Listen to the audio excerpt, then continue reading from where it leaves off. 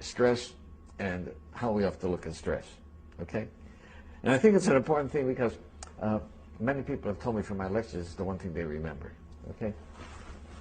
I was sitting in a dentist's office and looked at an article that said, how do lobsters grow? Well, I don't care how lobsters grow. But I was interested in it. And it points out that a lobster is a soft, mushy animal that lives inside of a rigid shell. That rigid shell does not expand. Well, how can the lobster grow? Well, as the lobster grows, that shell becomes very confining. Right? And the lobster feels itself under pressure and uncomfortable.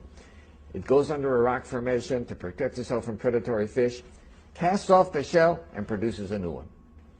Well, eventually, that shell becomes very uncomfortable as it grows, right? Back under the rocks. Good. And the lobster repeats this numerous times.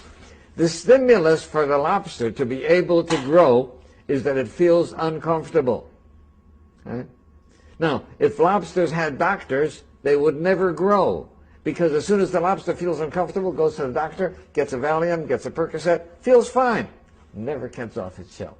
So I think that we have to realize that times of stress are also times that are signals for growth. And if we use adversity properly, we can grow through adversity.